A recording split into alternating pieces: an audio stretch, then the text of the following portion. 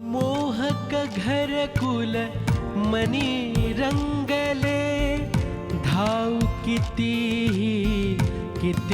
मृग जळे, पाप पुण्य जणू एकच प्याले, पाप पुण्य जणू एकच प्याले, माणुसकीचे रीते सोहळे, माणुसकीचे रीते सोहळे, क्षितिजावरती जाईवे सही, मर्मबंधातली ठेवली, मर्मबंधातली ठेवली, मर्मबंधातली ठेवली, मर्मबंधातली ठेवली, मर्मबंधातली ठेवही. तू माझा फोन कट केलास? तुझी मनस्थिती ठीक आहे ना? मी नीट शुद्धीतच आहे.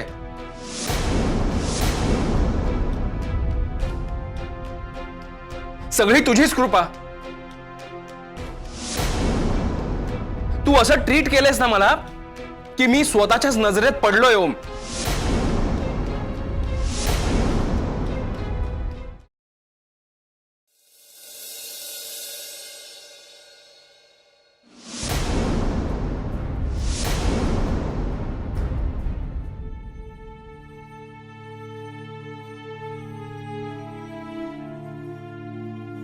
आऊ आऊ मीच आहे. Good morning. अगं कसली गुड मॉर्निंग आणि कसली बॅड मॉर्निंग. काय झालं आऊ? हा, आज सकाळी सकाळी मूड चांगला दिसत नाहीये तुमचा. ठीक आहे ग, ठीक आहे. सावकाश. आई आई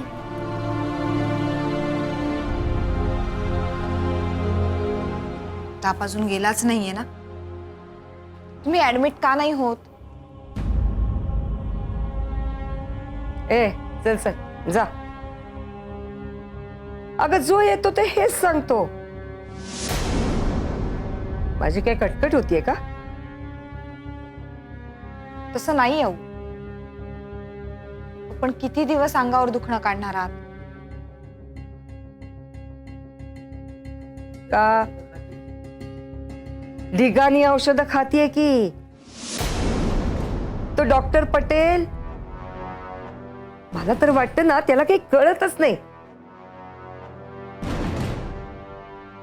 जसं पैसे घेतो आणि असं कागदावर काहीतरी खरडत असतो आणि मग तुम्ही देता गोळ्या, औषधं, सिरप आणि कधीतरी एखादं इंजेक्शन.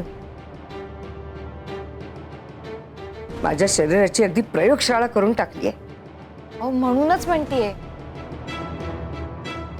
हॉस्पिटलमध्ये ऍडमिट झालात ना तर हे सगळं. चल चल चल तू चालू पड.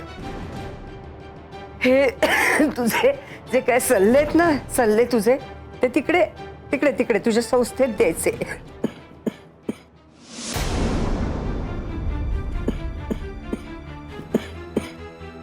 माझ्यासाठी ना ही खोली आहे ना,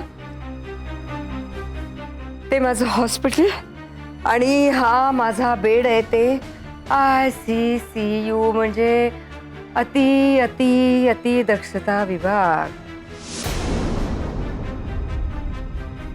आता माझी काळजी नीट घेतली जात नाही ही गोष्ट वेगळी. हलगर्जीपणा करता. काही हवं होतं का तुम्हाला? विष दे, विष, थोडंसं विष आणून दे, कळलं ना? ए करत बसू नकोस, ते काम आहे का? नाही, म्हणजे मी जरा बाहेर जाते म्हणून सांगायला आलो. बरं, पण तुझ्या नवऱ्याला सांगितलंस का?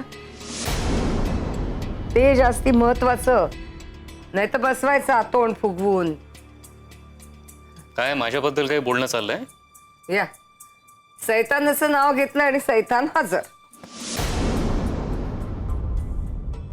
बरं, काही लागलं तर तुझा हो जाते, पण नलू मावशींना सांगून जाते. तू नाव काढू नकोस तिचं. मला ती बाई अजिबात आवडत नाही. रेवतीची मावशी आहे ना, म्हणून तिला इथे ठेवलंय. मी जरा बरी झाले ना की पहिल्यांदा त्या बाईला घराबाहेर काढीन. पण मी बरी तेव्हाच होईन ग, जेव्हा बाहेर गेलेली आपली सगळी माणसं घरात येतील. तुझं झालं असेल तर साधू. ठीक आहे, येते मी. दुपारी लवकरच येईन ना. हो, जा.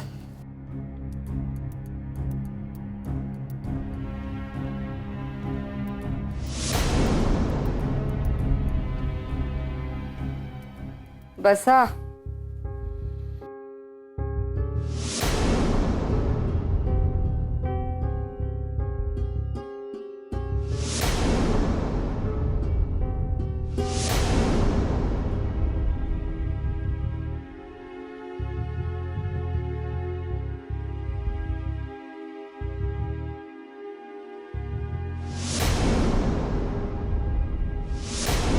शोकसभेला आलायत का?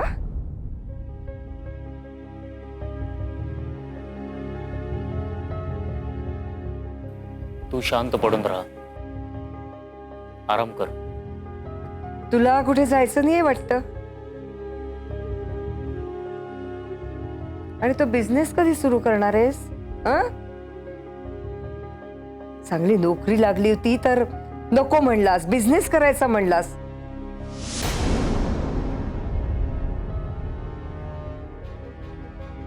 कधी सुरू करणार त्याचा काही पत्ताच नाही.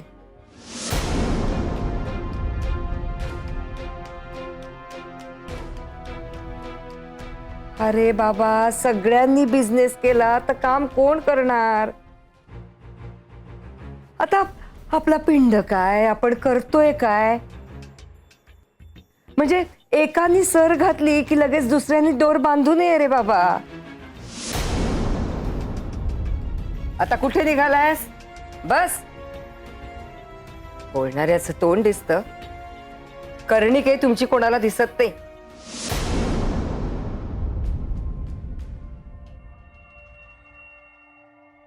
हॅलो हॅलो, कोणी आहे का? हा. तुम्ही नीट विचार करून आलायत ना? वेडे, काळजी करू नकोस. सगळा विचार अगदी बरोबर केलाय. ठरवलं ना आपण, आज आपला मोठा अपमान, बिग इन्सल्ट करून घ्यायचंय म्हणजे घ्यायचं. कमलाबाई, कमलाबाई, आता उठा. अंथरुणातून उठा, नाहीतर ही सगळी लोक तुमच्या घराचा मासळी बाजार करतील. चला उठा. कुणासाठी नाही, पण निदान गुरुजींसाठी तरी तुम्हाला उठावंच लागेल.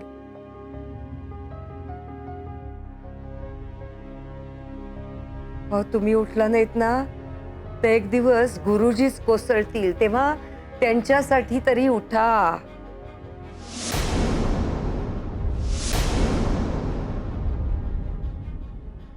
मुद्दामच या वेळेला आलोय मी. या वेळेला बाकीचे सगळे घरी असू देत, मधुकर घरी नसतो.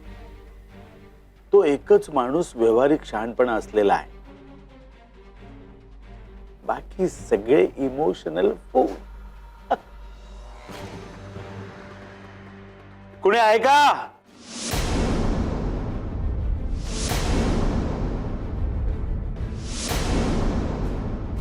आला आला डोमकावळा. आपलं घर फोडायला ना हाच हाच कारणीभूत आहे. हॅलो हॅलो, कोणी आहे का? मी बघतो त्याला. नाही नको, तू थांब, तू इथेच बस. उगच तिकडे जाशील आणि भांडायला लागशील. घरात इतर लोक आहेत ना, बघतील ते बघतील. तू बस बस. अगं पण तो प्रभाकर, आता माझं ऐकणार नाहीयेस का तू? हं? बस रे बाबा, बस. हॅलो. पाय दाब माझे, मगाच पस्त कळा येते. दाब दाब दाब. काही जायची गरज नाहीये त्याच्या इथे.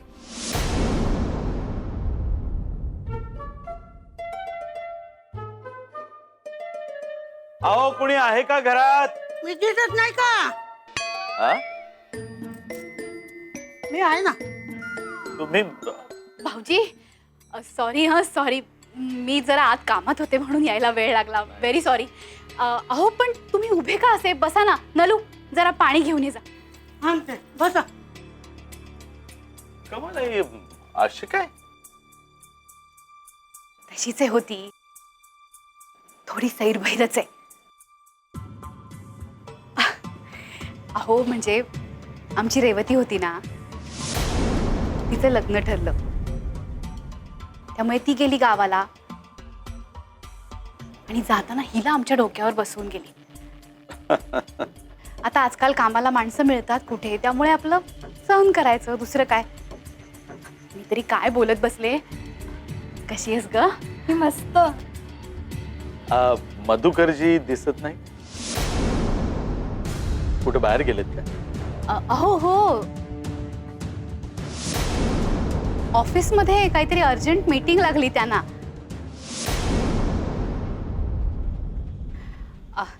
भाऊजी, पण तुम्ही आहात कुठे? किती दिवसांनी भेटतोय?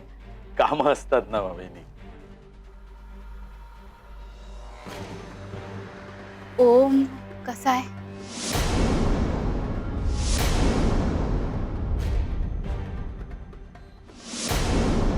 हा खरं तर मला पहिला प्रश्न होता अपेक्षित, पण मी वाटच बघत होतो कधी विचारताय तुम्ही. पण आपण इतर विषयावरच बोलत बसलो नाही का? ओम बरा आहे. खरं तर आम्ही यायला निघालो तेव्हा विचारलं त्याला, तू येतोस का आमच्या बरोबर? नाही म्हणाला. परवाच जाऊन आलो म्हणाला, बराच अपमान झाला माझा, त्यामुळे पुन्हा आता त्या घरात जाणार नाही. कुणाचं तोंडही बघणार नाही असं म्हणाल.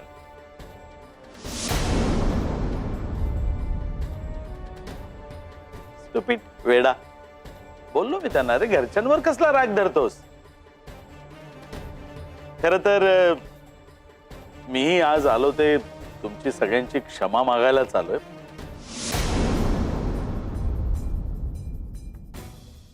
आणि मला असं वाटतं वहिनी की म्हणजे कुठे ना कुठे मीही दोषी आहे या सगळ्या गोष्टींमध्ये. आणि मला हे सगळं वृंदाने सांगितलं. म्हणाली माझं घर आहे ते, मला माझ्या घरच्यांपासून, माझ्या घरच्या लोकांपासून तुम्ही असं दूर नाही ठेवू शकत. ही चांगलीच आहे हो. बिनसलंय काय ते आमचंच ना. तो ऐकतो ना हे ऐकतात. कर्मबंधातली ठेवही.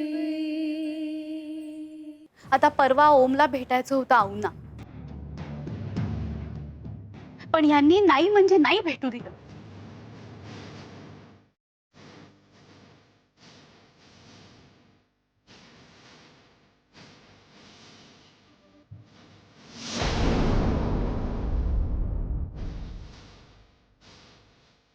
बघितलंस दादावर कसा आरोप लावतोय तो. सगळी करणी याचीच आहे आणि हा प्रभाकर, तू माझ्या खोलीचं तार लावून घे. तार लावून घे. कमी जाऊन उठून लावू. तू पड, मी लावतो दार. हाय गं.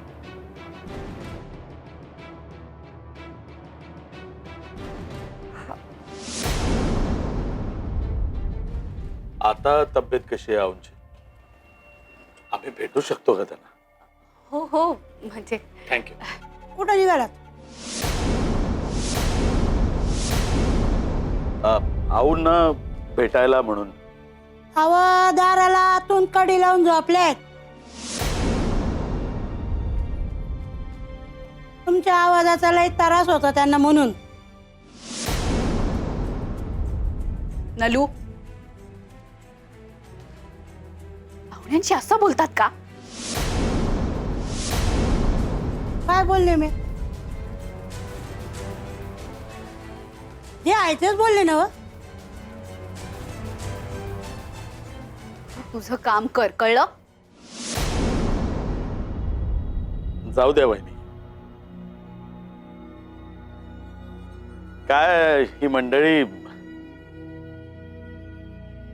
घरचं जे ऐकतात तेच ते बोलतात, नाही का? आमचा त्रास होतच असणार सगळ्यांना.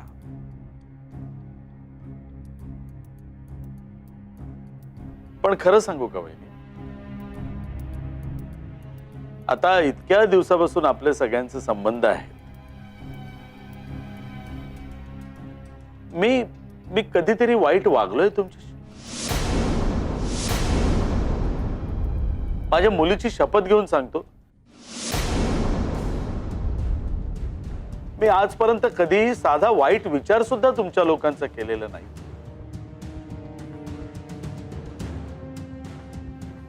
पण काय, राजकारणी माणसं म्हणजे वाईट.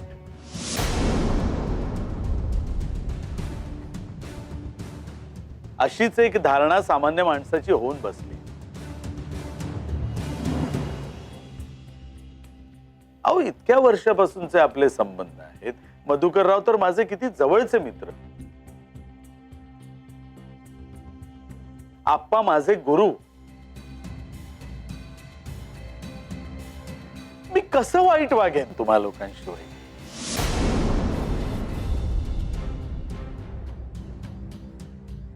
पाणी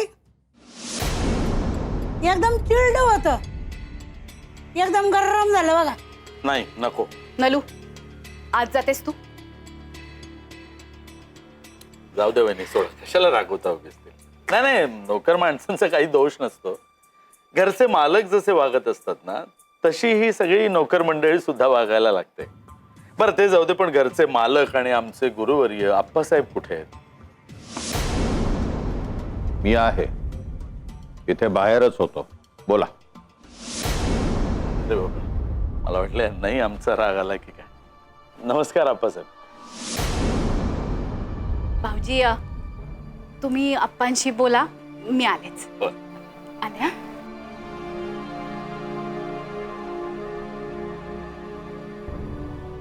नमस्कार. नमस्कार आप्पासाहेब. असू दे, असू दे. माझी कशी काय आठवण काढलीत? काय आहे आप्पासाहेब, आठवण त्याची काढायची असते ज्याला माणूस विसरतो. तुम्ही तर कायम माझ्या जवळ असता. मी कसा विसरेन तुम्हाला? ओम न पाठवलं की? नाही, मी स्वतः आलोय. ओम दुखावलाय, तुम्ही तरी समजून घ्या. नाही जमत आम्हाला. तुम्ही शिकवाल का कसं समजून घ्यायचं? काय आप्पासाहेब, मस्करी करता माझी?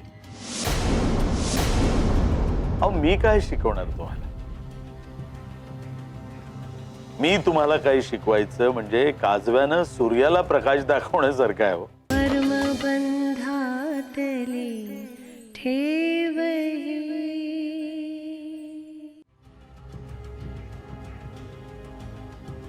बरं, कसं काय येणं केलं? पाय धरायला आलो.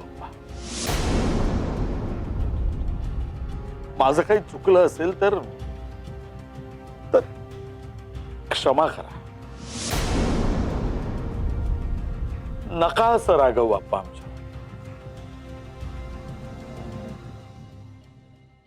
मी रागावलो आहे हे कोणी सांगितलं तुम्हाला?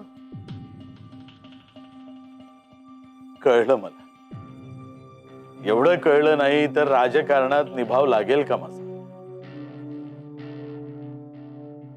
ओम हॉटेलवर राहत होता. नाही बघवलं म्हणून घरी घेऊन गेलो त्याला. बाकी त्यात माझा काहीही दुसरा हेतू नाही.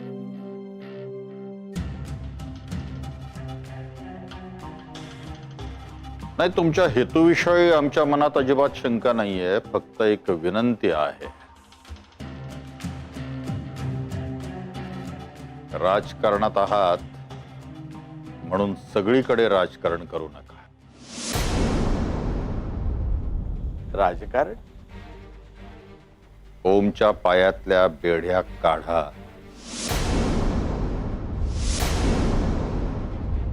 त्याला घरी येऊ द्या. आप्पा,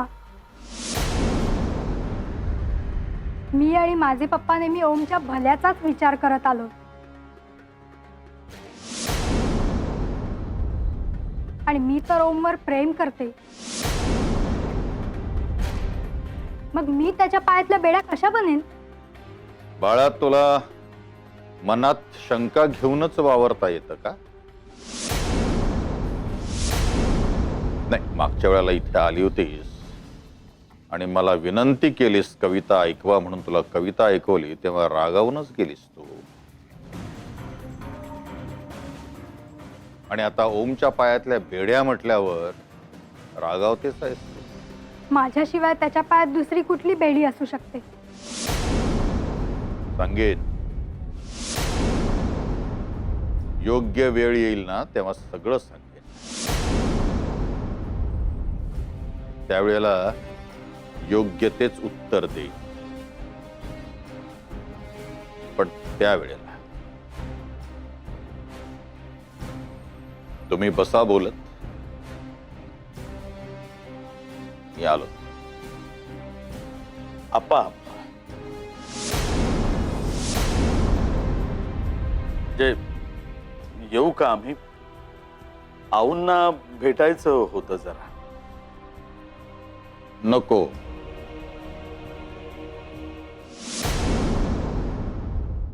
मला सांग, तिकडे कोणी काही बोललं का? जे बोलायला हवे होते ना ते गप्प होते.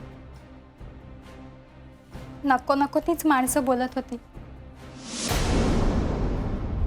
काय काय नाही बोलले माहितीये? अरे मला बोलले असते तर ठीक होतं. मी सहन केलं असतं. माझ्यामुळे घर सोडून आलायस ना.